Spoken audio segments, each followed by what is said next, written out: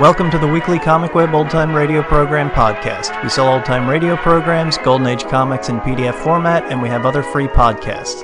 Visit ComicWeb.com for more information or find us on Facebook and iTunes. This week our podcast features an episode of Johnny Dollar called The Case of William W. Perry.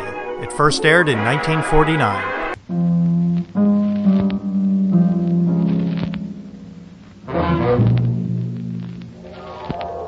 The Columbia Broadcasting System presents yours truly, Johnny Dollar.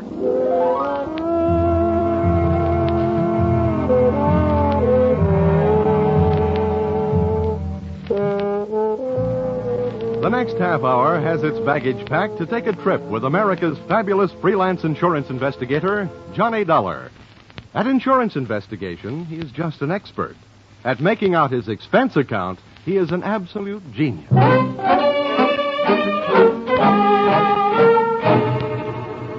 Expense account submitted by Special Investigator Johnny Dollar to Home Office, American Continental Life Insurance Company, Hartford, Connecticut.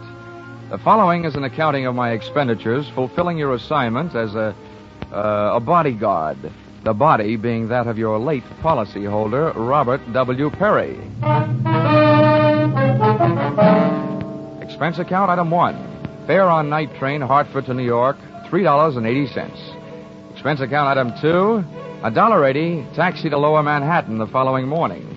To offices Perry and Van Bruten, importers, arriving as promised at exactly 9 a.m. Good morning. May I help you? Yeah, my name is Johnny Dollar. I have an appointment with Mr. Perry for 9 o'clock. Oh, yes, from the insurance company. Well, you're right on time. Yeah, they told me I'd better be. Mr. Perry just came in. He's alone and waiting for you. I'll buzz him that you're here. Thanks.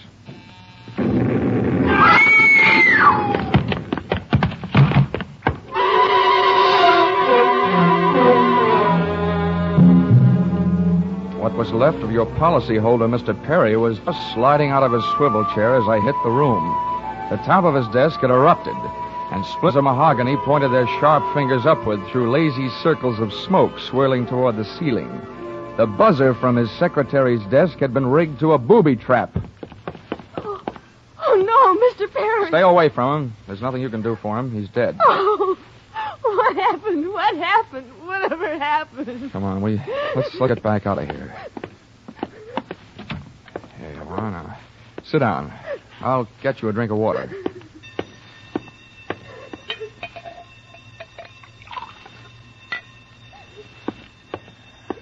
There you are. Just drink this. What happened? We had an explosion. I turned in an alarm. Is anybody hurt? There's a doctor on the third floor. Should I call him? Never mind the doctor. Call the police. And nobody gets in here until they arrive. And the rest of you, go on, beat it. Run along. And turn off that alarm. Okay, miss. Now, just take it easy. But it was all so sudden. What happened? Well, that's not too hard to figure out. Somebody wanted to give your boss, Mr. Perry, a shortcut through life. So, whoever it was, figured out that his secretary would never buzz her boss unless he was at his desk. They rigged up a bomb somewhere in his desk that would go off when you buzzed him. Oh, but then I killed him. Now, wait a minute. Don't get hysterical on me. There's excitement enough around here, and there'll be plenty more when the police get here. Keep cool. But I did it. You saw me do it. Look, the way you put it, I killed him by coming in here and giving you my name so you'd buzz him. Drop it, will you? I'm sorry. Now, what about yesterday? Was he here? Yes, all day. What time was it when you last used the buzzer? Right up to the last minute, about 5:30. Who left the office first, you or Perry? Mr. Perry, he always leaves first, and I lock up. Well, from the looks of things, you should have used more locks last night. Somebody got in here to do some wiring. Uh-oh, I forgot that fire alarm. All that equipment and no fire. Look, before the police arrive, do you know why I was sent here? Yes. Mr. Perry recently felt that his life was in danger. He thought that, well, with a $100,000 policy, the insurance company would do everything they could to help keep him alive. Well, we didn't have much of a chance, did we? What was he afraid of? I don't know. Okay. What were his other appointments for today? He only had 2. His partner, Mr. Van Bruten, at 11, and then... One at a time now. Van Bruten. Anything special about their meeting? Yes. Mr. Van Bruten arrived just yesterday from Holland. You mean there was a branch of this firm in Holland? Yes, and Mr. Perry was buying out Van Bruten's interest. They had their final meeting at Van Bruten's hotel last night. Oh? And Van Bruten was coming by this morning to pick up his money. Cash? No, a cashier's check. The bank is to deliver it here at 10:30. Now, quick. Perry's other appointment. Who was that? Christine, his wife. Oh, yeah. Now Christine, the beneficiary. Yes, but she wouldn't have been the beneficiary in another 2 weeks. They were getting a divorce. Thanks for the motive. You don't like her? I didn't mean it that way. How about Perry? Did you like him? Okay, well, here's an easy one. What's your name? Susan Gates. Now, isn't that about enough? Okay, Susan, you'd better save your voice. During the next few hours, you're going to have a lot of talking to do. Oh, here come the firemen, and we haven't even got a child to ask them to save. Where's the fire? I'm looking for a fire. Just stick around. When the cops get here, somebody'll get burned.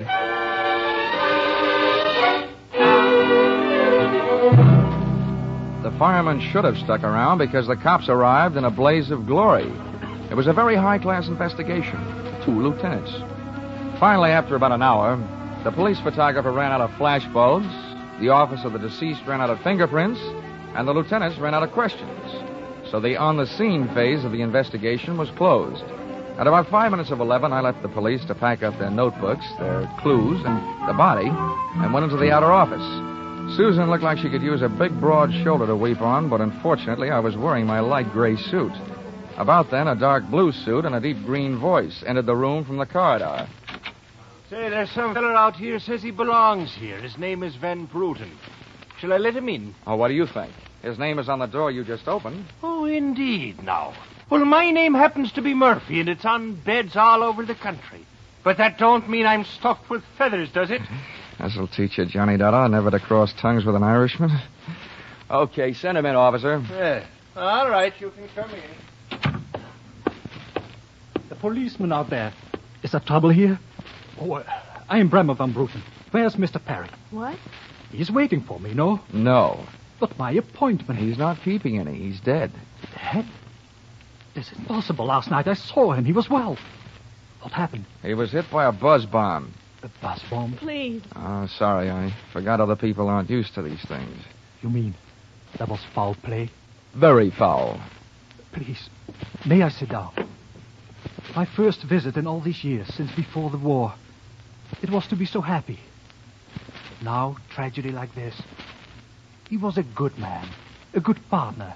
I understand that as of last night, you were no longer partners. Yeah, I'm glad you mentioned that. I realize, of course, that it is indelicate to speak of such things as money at a time like this. But that is why I'm here, to receive my payment. Oh, just because Perry got his, there's no reason for you not getting yours, huh? But you misunderstand me. I am deeply grieved. Since the transaction was consummated, what is there to do? A delay would be a needless waste of money.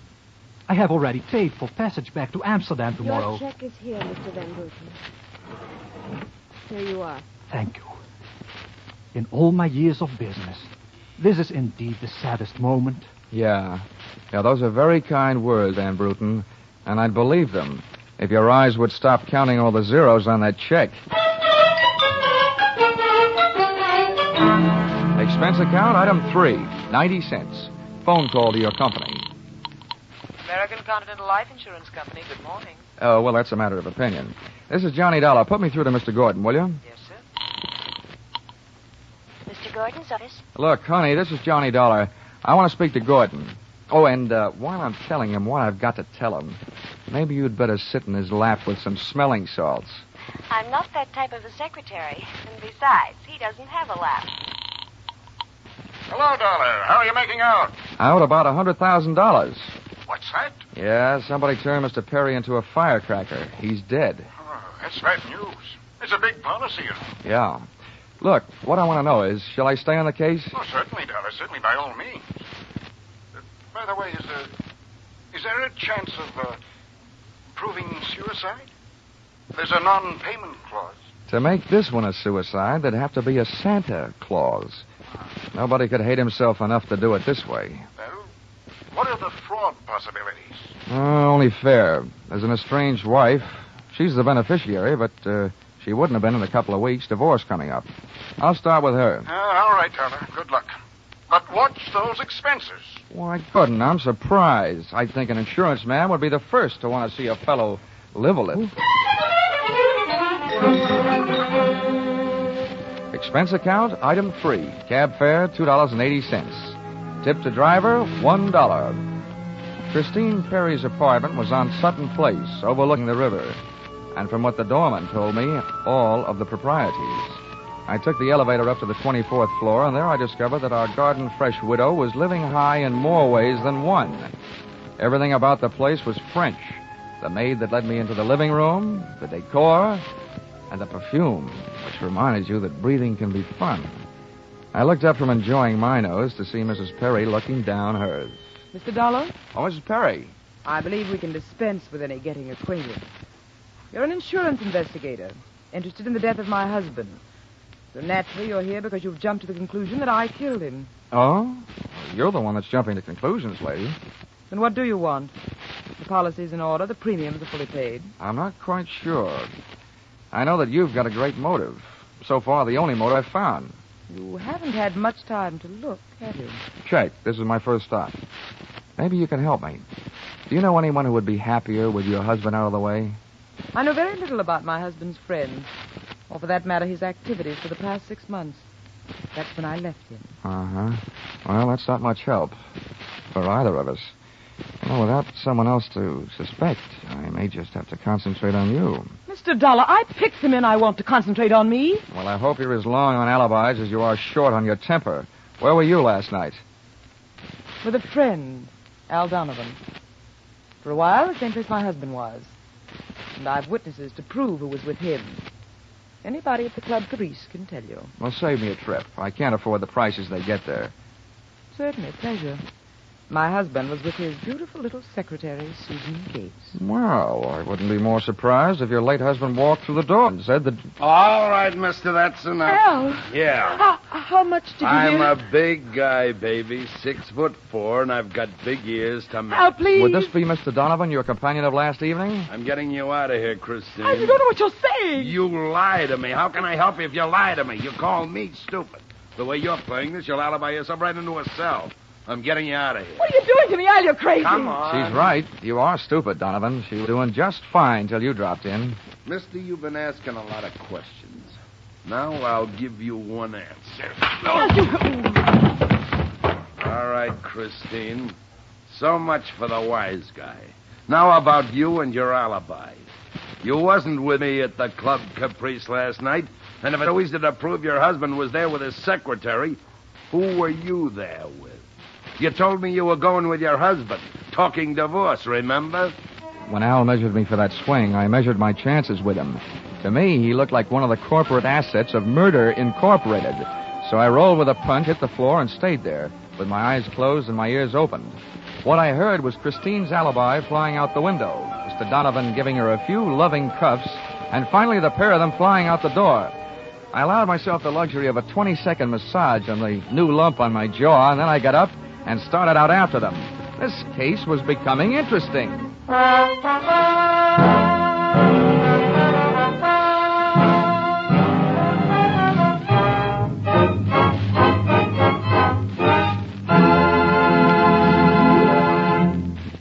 In just a moment, we'll return to the second act of Yours Truly, Johnny Dollar. But first, this important message. $60 million is what the Red Cross needs to carry on its great work in 1949. If this seems like a lot, just try to review briefly the various activities of the Red Cross. It can't be done briefly. Red Cross services extend into every area of our lives, bringing care, comfort, and recreation to the men in the armed forces, bringing first aid training, nutritional programs, nursing services, blood banks to our own communities. And all the time, as these activities go on uninterrupted, the Red Cross is holding itself ready to spring into instant action in case of disaster. Fire, flood, explosion, any sort of catastrophe finds the Red Cross on the scene with food, clothing, and medical care. $60 million isn't so much in the light of such activity. We can make it with each of us contributing. We're giving to our own safety, security, and peace of mind, and to our neighbors, too. So let's give generously to our own Red Cross. And now back to the second act of Yours Truly, Johnny Dollar.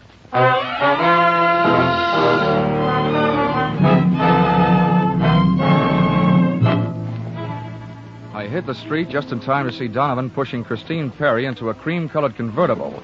When they got rolling, I piled into a cab and followed them, and the chase was on. At 57th and Broadway, things got complicated. My cab was 3 cars behind theirs when a red light flashed them to a stop. Then the door of their convertible flew open. Christine jumped out, dashed across the street, and down to the subway. Since Donovan didn't follow her, I followed him. When he finally pulled to a stop, he took 2 chances. He parked in a no-parking zone and walked straight into the building beside it, a police station.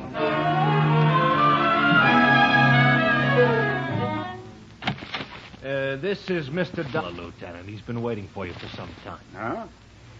Well, you can wait outside, Sergeant. Okay, sir. My name is Johnny Dollar, Lieutenant. Here are my credentials. Insurance, huh? Yeah, the Perry murder in particular. You've come to the right place, Dollar. A man named Donovan just walked in here and made a full confession. He what? That's right. My clerk's just typing it up. In the meantime, the gentleman is down in the tank having a bite of lunch on the city. He confessed. Does his story add up? As far as I know. I haven't heard too much about the case myself. It's not in my precinct. What did he use for a motive? Jealousy. Says he's in love. Wanted to marry Perry's wife. Did he say how he managed it? Yeah. He stole a key to the office from the wife's apartment, entered the building last night, and wired a bomb to the buzzer system. Uh-huh. Well, guys do a lot of strange things in the name of love. Yeah, looks like Donovan did. Ah, he either killed a man, or he's trying to cover up for someone who did. Well, listen, don't execute him for a couple of days. Huh, Lieutenant?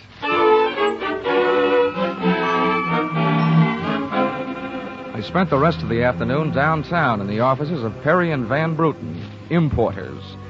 The partners' correspondents told me 2 things. They had been extremely friendly, and Van Bruten was extremely bald. Perry had been sending him toupees from a famous Hollywood makeup firm. At 4:30, I opened the drawer marked Employment Files. They rocked me with 2 minor explosions of their own. The folder marked Donovan Albert J. told me that he'd been employed as Perry's bodyguard over a period of years and that he was canned the day before the murder. Before I received blast number 2 from the folder of Perry's secretary, Susan Gates, the office door opened behind me. Well, Mr. Dollar, you're supplied with a search warrant, I hope? Just the one I was born with, Mrs. Perry. The kind they say kills cats. You know, curiosity. What are you looking for? I found it. How about you? What are you doing here? Oh, I'm tired of dueling with you. I'm here because I want to... Well, I've got to talk to someone. I called your hotel. You were there. I tried to locate Susan, but I couldn't, so... I thought maybe you'd be down here. What's the basis of our sudden friendship? You should know. Al Donovan's confession. The newspapers have it already? Yes, but there's not a word of truth in it. He didn't kill my husband. How do you know that? Because... Well, it's impossible, that's all. Yeah, it was a little hard for me to swallow, too, when the police told me about it. But since then, it's become a little more digestible. What do you mean? I just learned that he was your husband's bodyguard. He was fired yesterday. That same day, your husband calls his insurance company screaming for another bodyguard. Now, how would that add up for you? A beef, maybe? Al Donovan's a fool. He never thinks. He just rushes in and says or does whatever's on his mind. He told my husband if he didn't divorce me that... Well, he threatened him. You know, you came in here saying that Donovan's confession was no good. And you spend your time making it sound better and better. What do you want, anyway? I can't help it. I've got to tell you the truth. I know it doesn't sound like I'm trying to help Al, but what can I do? You really want me to answer that? Here. If you want to help Al, phone the police. Tell them Donovan made that phony confession to cover up for you. It's simple. Not as simple as that. You don't need the gun, Christine. Hang up the phone. Sure. I hope you don't mind my aversion to being held for murder myself. Well, that's a common aversion. I'm in no hurry to see you behind bars. But don't forget, when the cops want to pick you up, they'll do it. Now, don't spoil the rest of the afternoon. Take that gun someplace else. I've got things to do. The first, I imagine, will be the call that I wouldn't make. No, not necessarily. If it'll make you feel any better, we'll just put this phone out of order. Satisfied? Of course not. But don't get me wrong, Mr. Dollar. I wish you nothing but success in your investigation.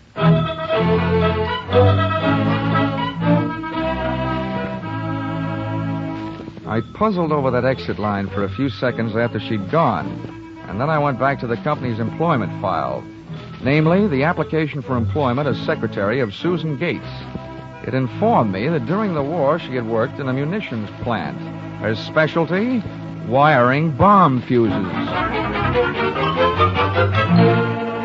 When Miss Susan Gates reached home at 8:30 that evening, she found a visitor, me.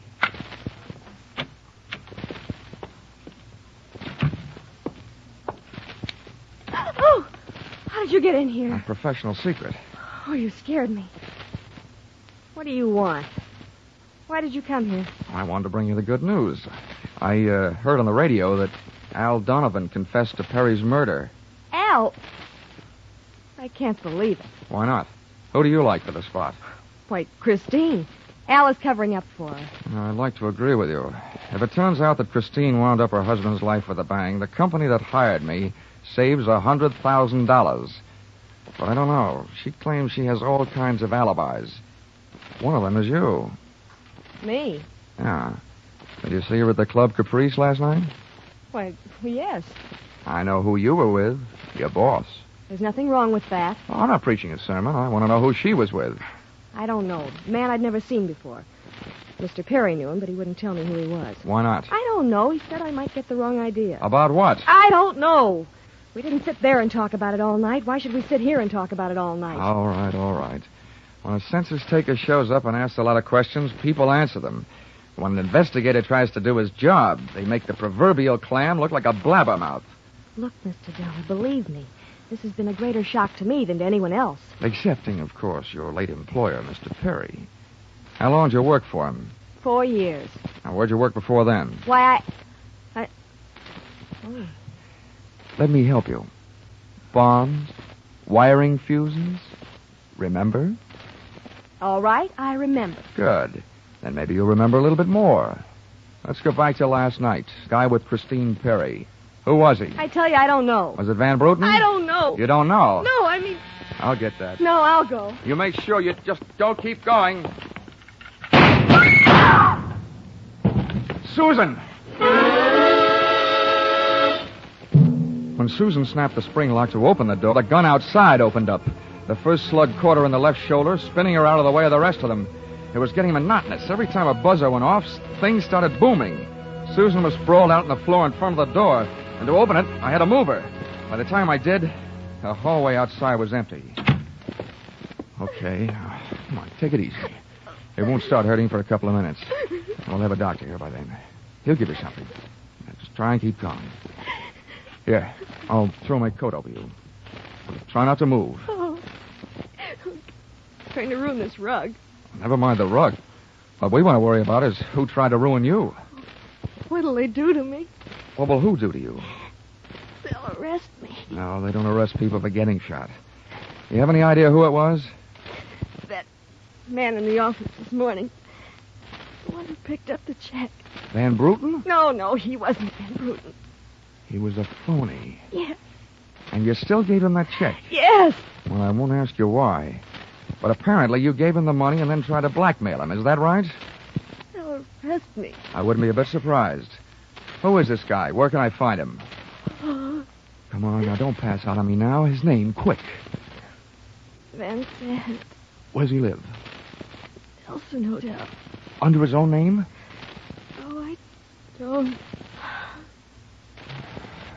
I don't blame you. I could use a few moments of unconsciousness myself.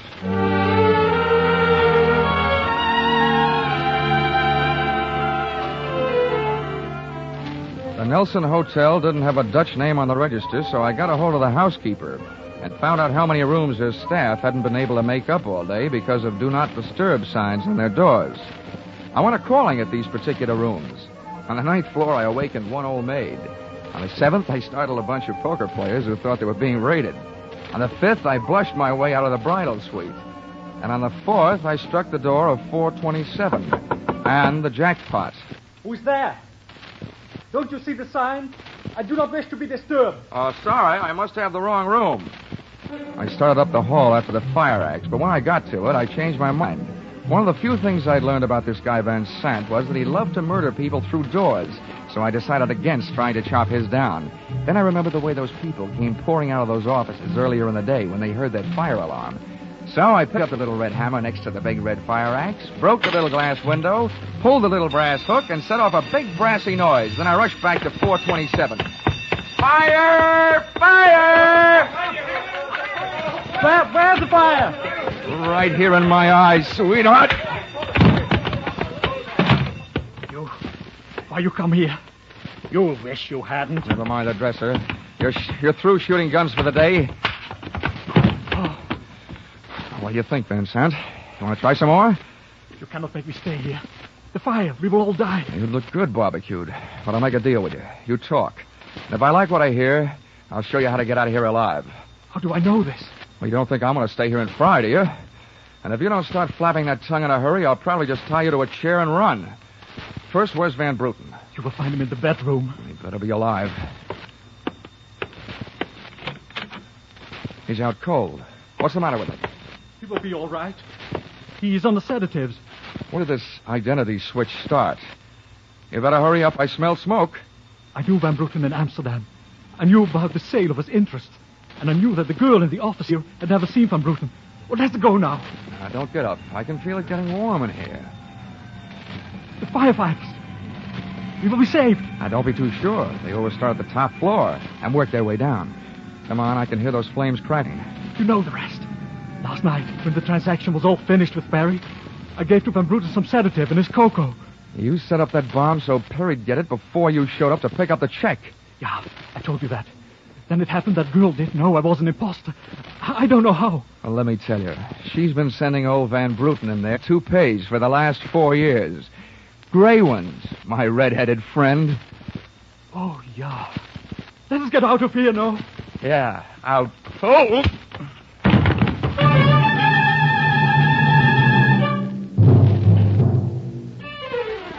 Expense account item 4, $1.40. Night letter informing you that American Continental would have to meet payment of claim to Mrs. Christine Perry, innocent widow of the insured.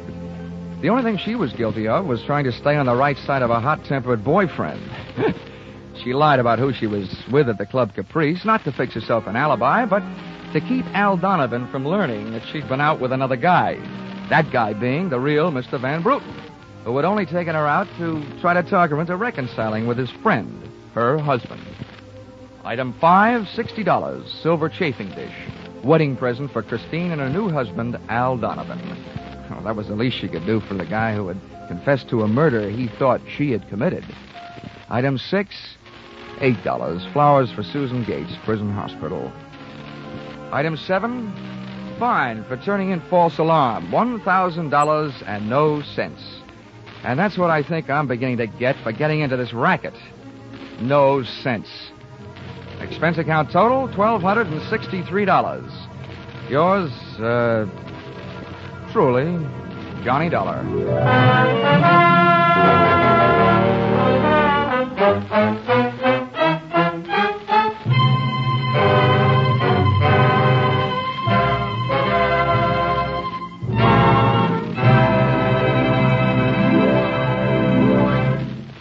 In just a moment, we'll tell you about next week's Johnny Dollar adventure. But first, this reminder. Just a little earlier tonight on CBS, Jack Benny turned dramatic actor on the Ford Theater. But this Sunday, he'll be back again on his own show with a special treat for the Jack Benny fans. After the last broadcast on which the Ronald Colmans appeared, thousands of letters came in from fans asking that Jack and Ronnie and Benita back again soon. The Waukegan Wit did, and Ronnie and Benita, by popular demand, returned to the Jack Benny program this Sunday in what should result in one of the most hilarious broadcasts of the year. So be sure to listen to Mr. and Mrs. Ronald Colman on the Jack Benny Show, which is heard on all CBS stations this Sunday.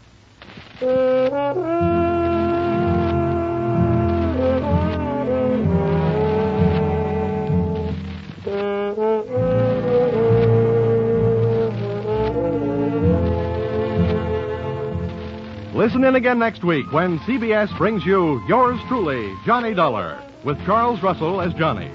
Yours Truly, Johnny Dollar is written by Paul Dudley and Gil Dowd, with music by Mark Warno, and is produced and directed by Richard Sanville for CBS, the Columbia Broadcasting System.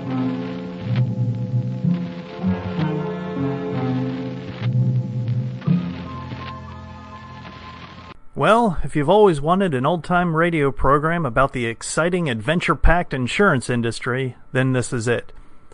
Johnny Dollar worked for an insurance company. When a suspicious claim was submitted, Dollar was sent to the location and solved the problem, usually a murder. There was a cast of semi-regulars, including Betty Lewis, who wanted to be his girlfriend, the policeman, Randy Singer.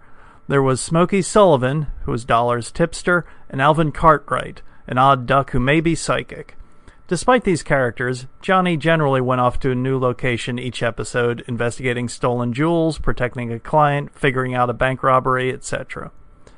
Johnny Dollar aired in 1949 and was the last of the dramatic radio programs. It lasted until 1962.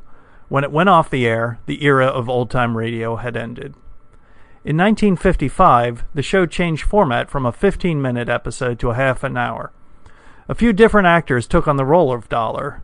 Charles Russell started with the show, then it changed to Edmund O'Brien, John Lund, Bob Bailey, Rob Reddick, and finally Mandel Kramer. The different actors brought different takes onto the character. Some were more of a street fighter, others were lighter, but they all brought a padded expense account and signed off with Yours Truly, Johnny Dollar. Thanks for listening, and we'll catch you next week.